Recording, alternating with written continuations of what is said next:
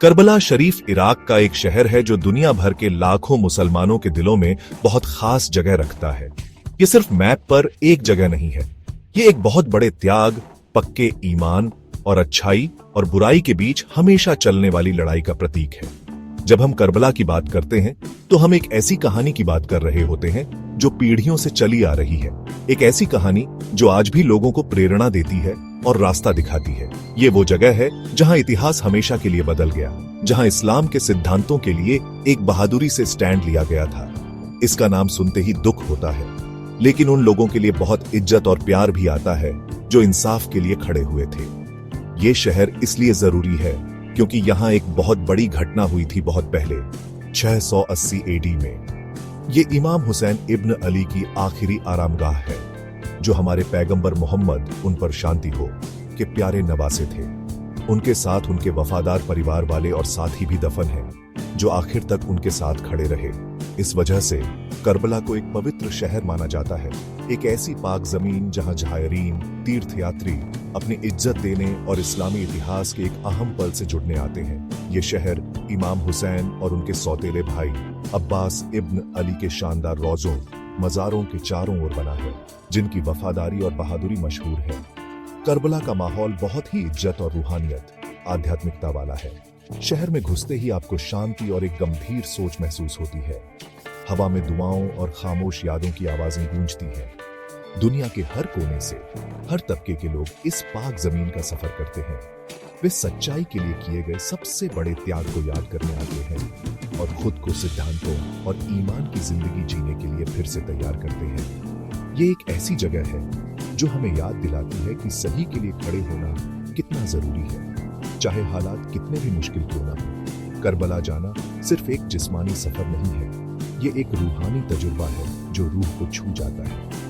ये हमें याद दिलाता है कि बड़े से बड़े मुश्किलों के बावजूद अल्लाह पर ईमान इंसान को जबरदस्त ताकत दे सकता है। करबला की कहानी हमें सिखाती है कि सच्ची जीत हमेशा मैदान में लड़ाई जीतने के बारे में नहीं होती, बल्कि अपने मूल्यों को बनाए रखने और अल्लाह की रजा हासिल करने के बारे में होती है। करबला की जमीन बहादुरी और कुर्बानी के इतिहास से भरी हुई है, जो इसे सोचने, दुआ करने और अपने ईमान और उम्मत के तौर पर अपने इतिहास से गहरा रिश्ता बनाने का एक ताकतवर केंद्र बनाती है। करबला की कहानी इमाम हुसैन से शुरू होती है, जो पैगंबर मोहम्मद, उन पर शांति हो, के नेक नवासे थे। इमाम हुसैन अपनी दीनदारी, अपनी अक्लमंदी और इस्लाम की तालीम से अपने गहरे प्यार के लिए जाने जाते थे। उन्होंने इंसाफ, हमदर्दी और अपने दादा के लाए हुए सच्चे पैगाम को कायम रखने के लिए अपनी जिंदगी कुर्बान कर दी। उस वक्त यजीद नाम का एक हुक्मरान सत्ता में आया। यजीद की हुकूमत को बहुत से लोग गलत और इस्लाम के उसूलों के खिलाफ मानते थे। उसने इमाम हुसैन से अपनी वफादारी का वादा करने को कहा, जिसका मतलब होता उसकी गलत हुकूमत को कबूल करना। इमाम हुसैन ये जानते हुए कि यह गलत है, ऐसा करने से मना कर दिया। इमाम हुसैन जानते थे कि अगर उन्होंने यजीद की वफादारी कबूल कर ली तो उनके दादा ने जो दीन कायम किया था उसकी बुनियाद ही खतरे में पड़ जाएगी। उन्होंने सच्चाई के लिए खड़े होने का फैसला किया, भले ही इसका मतलब खुद को और अपने परिवार को बड़े खतरे में डालना हो। उन्होंने मदीना में अपना घर छोड़ने और कूफा, इराक की तरफ जाने का फैसला किया। वहां के लोगों से खत मिलने के बाद, जिन्होंने उन्हें जालिम के खिलाफ सपोर्ट करने का वादा किया था, उनका सफर ताकत या दुनियावी फायदे के लिए नहीं था। यह इस्लाम की पाकीज़गी को बचाने और लोगों को सही और गलत के बीच फर्क दिखाने का सफर था। वे अपने परिवार के साथ सफर कर रहे थे, जिसमें औरतें और बच्चे भी थे और वफादार साथियों का एक छोटा सा ग्रुप भी था। रास्ते में दरियाए फरात के पास इमाम हुसैन के छोटे काफिले को यजीद की बड़ी फौज ने रोक लिया।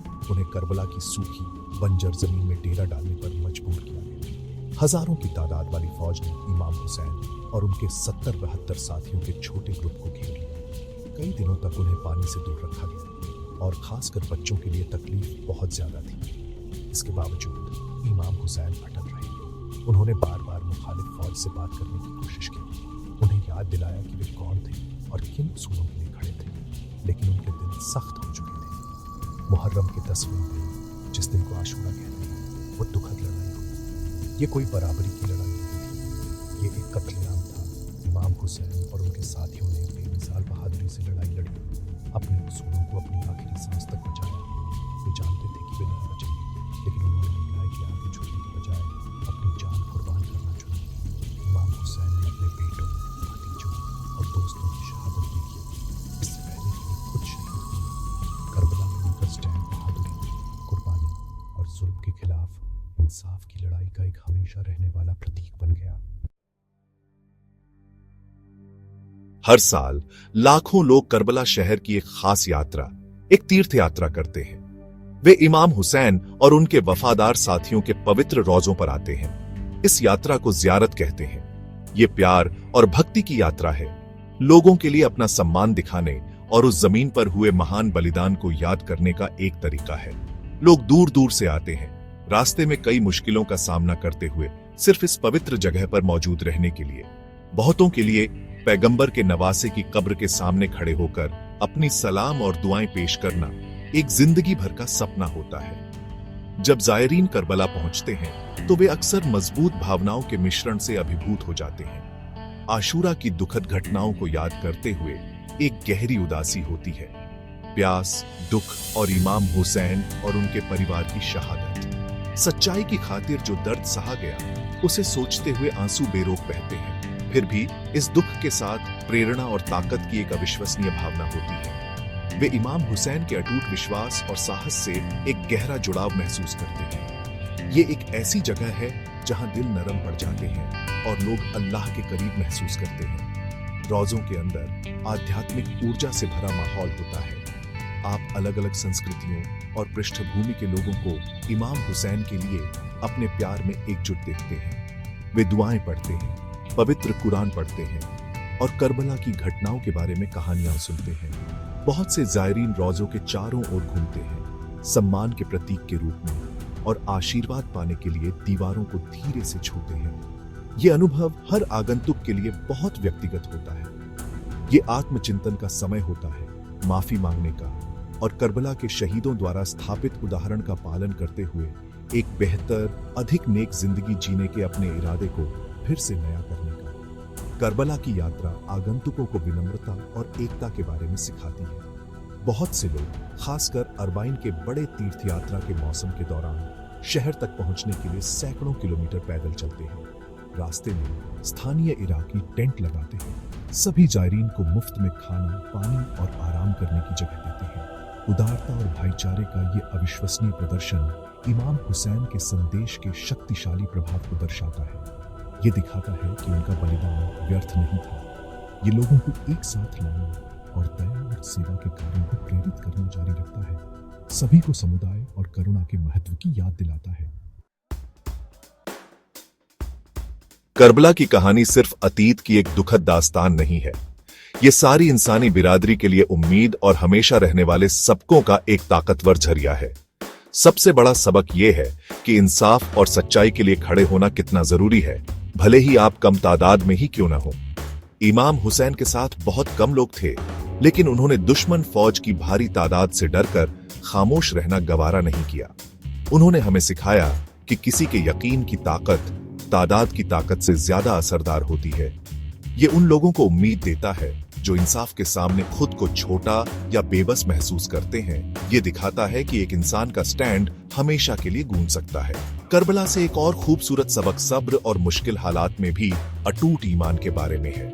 इमाम हुसैन और उनके परिवार को तपती हुई रेगिस्तानी गर्मी में कई दिनों तक पानी नहीं मिला था और उन्हें मौत यकीनी थी।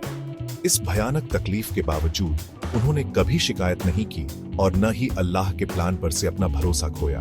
उनका सब्र बेमिसाल था। ये हमें सिखाता है कि अपनी जिंदगी की आजमाइशों और मुश्किलों के दौरान हमें सब्र करना चाहिए और अल्लाह पर भरोसा रखना चाहिए, ये जानते हुए कि वो उनके साथ है जो सब्र करते हैं। उनकी मिसाल हमें अपनी मुश्किलों का सामना हिम्मत और सलीके से करने की ताकत देती है। करबला का बलिदान हमें जीत के सही मायने भी सिखाता है। दुनिया की नजरों में यजीद की फौज ने उस दिन लड़ाई जीत ली थी, लेकिन ईमान की नजरों में असली विजेता इमाम हुसैन थे। उन्होंने एक ऐसी अखलाकी जीत हासिल की जिसने लाखों लोगों को 1000 साल से भी ज्यादा वक्त तक प्रेरित किया है। उनकी विरासत आज भी जिंदा है जबकि यजीद को एक जालिम के तौर पर याद किया जाता है। ये हमें दिखाता है कि सच्ची कामयाबी दुनियावी ताकत या फौरी फायदों के बारे में नहीं है। ये अपने उसूलों पर कायम रहने और इज्जत और एहतराम की ऐसी विरासत हासिल करने के बारे में है जो हमेशा कायम रहती है। करबला हमें उम्मीद देता है कि अच्छाई हमेशा आखिर में जीतती है। आखिर में करबला शरीफ सिर्फ एक तारीखी जगह से कहीं ज्यादा है। ये एक सोच का मकतब और हिदायत का मीनार है। ये एक अच्छी और अहम जगह है क्योंकि ये हमें इस्लाम की पाकीज़ा कदरों की लगातार याद दिलाती है। कुर्बानी, प्यार, इंसाफ और ईमान। इमाम हुसैन की कहानी हमारे दिलों को सही रास्ता चुनने की हिम्मत से भर देती है, चाहे वो कितना भी मुश्किल क्यों न हो। ये हमें बेहतर इंसान बनने की प्रेरणा देती है, ज्यादा रहमदिल, ज्यादा इंसाफ पसंद और अपने खालिक के लिए ज्यादा वफादार। करबला का पैगाम उम्मीद का एक आलमी पैगाम है जो ये यकीनी बनाता है कि सच्चाई की रोशनी कभी बुझेगी नहीं।